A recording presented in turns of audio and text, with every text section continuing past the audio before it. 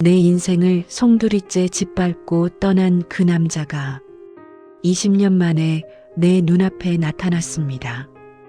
가슴에는 번쩍이는 금배지를 달고 내 아들의 아버지라는 사실을 숨긴 채 말입니다.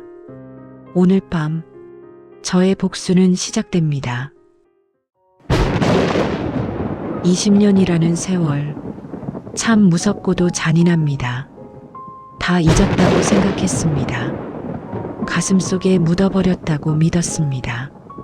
하지만 매일 밤 비린내 나는 손을 씻으며 거울을 볼 때마다 거울 속 내 눈동자에 박혀있던 그 사람 얼굴, 지독하게도 지워지지 않던 그 얼굴이 기어이 오늘 내 앞에 나타나고 말았습니다.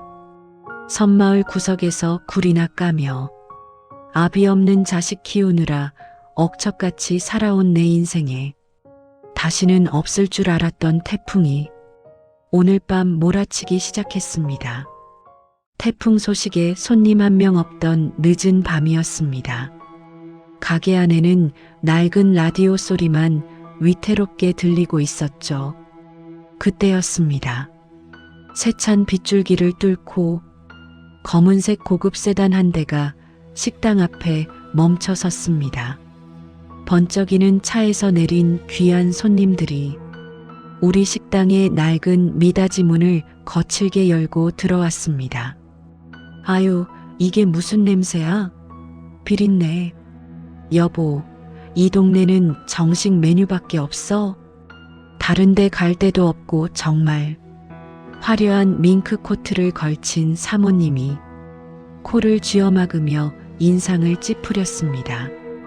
그리고 그 뒤로 한 남자가 우산을 접으며 따라 들어왔습니다. 어서 오세요. 저는 빗물에 젖은 바닥을 닦으려 허리를 깊이 숙인 채 인사를 건넸습니다. 걸레질하던 내 손에선 여전히 생선 비린내가 진동을 했지요. 그리고 고개를 드는 순간 제 심장이 바닥으로 툭 하고 떨어져 내리는 것만 같았습니다. 숨을 쉴 수가 없었습니다. 20년 전 서울 가서 성공하면 꼭 데리러 오겠다던 내 첫사랑, 뱃속에 아기를 가졌다는 내 손을 선착장에서 무참히 뿌리치고 떠났던 그 사람, 철수 오빠가 바로 그곳에 서 있었습니다. 오빠의 양복 기세는 밖에서 내리는 빗물보다 더 차갑게 반짝이는 금배지가 달려 있었습니다. 성공했구나. 기어이 성공해서 저 높은 곳에 올라갔구나. 입술이 파르르 떨렸지만 목소리는 나오지 않았습니다. 철수, 오빠? 입 밖으로 내뱉지도 못한 말이 목구멍에서 맴돌았습니다. 오빠도 저를 보는 순간 마치 벼락이라도 맞은 사람처럼 그 자리에 멈춰 섰습니다. 우산에서 뚝뚝 떨어지는 빗물이 오빠의 값비싼 구두를 적시고 있었죠. 우리의 시간은 20년 전 그 선착장에서 멈춘 듯 했습니다. 하지만 오빠는 단 3초 만에 눈빛을 바꿨습니다. 아무것도 모르는 척, 처음 보는 사람인 척, 냉정하게 고개를 돌려버렸습니다. 여보, 여기 냄새가 좀 심하네. 그냥 군청 앞으로 가서 먹을까? 오빠의 목소리는 제가 기억하던 그 다정했던 목소리가 아니었습니다. 권위적이고 차가운 아주 낯선 남자의 목소리였습니다.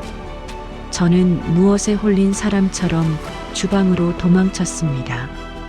다리가 후들거려 서 있을 수가 없었습니다. 심장이 터질 것 같아 앞치마를 꽉 쥐어짜며 거친 숨을 몰아쉬었습니다.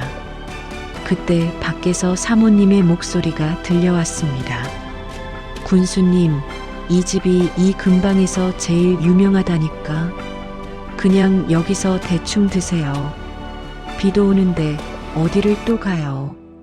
군수님, 그 오빠가 정말 군수님이 된 거였습니다. 뱃속에 핏덩이까지 버리고 서울로 가더니 결국 저렇게 높은 분이 된 거였습니다.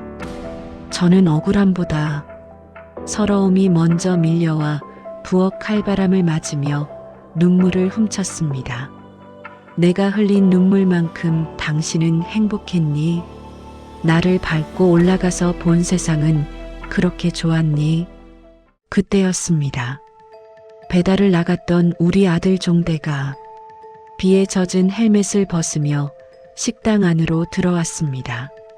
엄마, 비가 너무 많이 와서 사고 날 뻔했어. 길이 완전히 물바다야. 종대가 씩씩하게 말하며 수건을 찾아 주방으로 들어오려는데 식탁에 앉아있던 박군수와 정면으로 마주쳤습니다. 순간 식당 안은 숨막히는 정적에 휩싸였습니다. 빗소리조차 들리지 않는 것 같았습니다.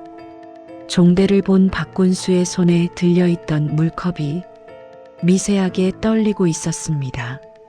달그락, 달그락.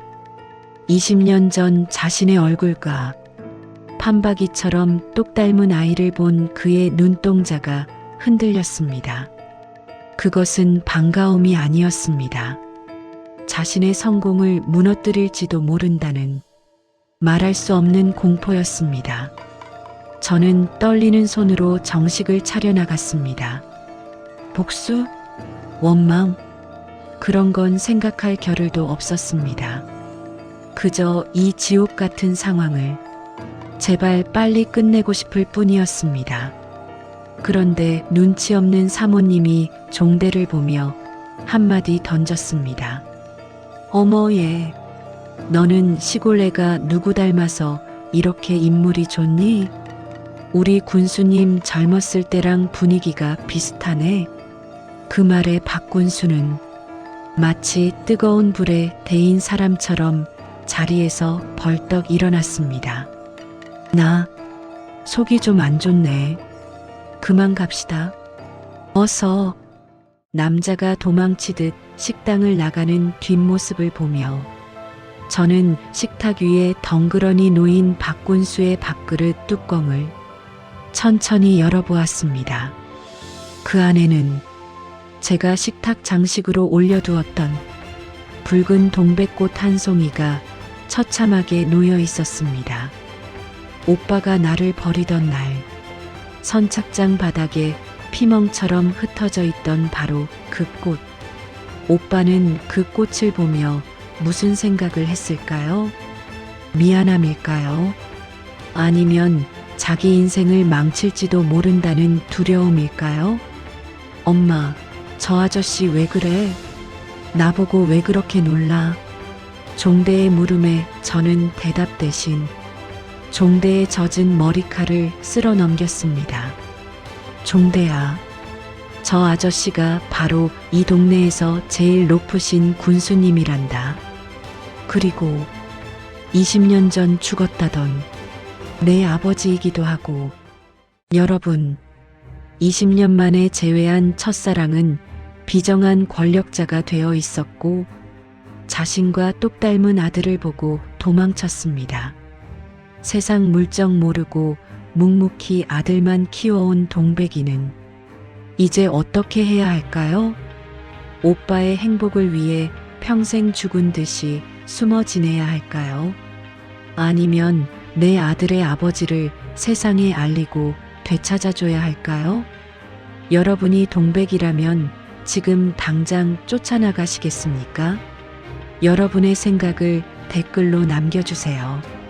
다음 화에서는 군수의 아내 최연아가 종대의 존재를 의심하며 찾아와 돈봉투를 던지는 본격적인 전쟁이 시작됩니다.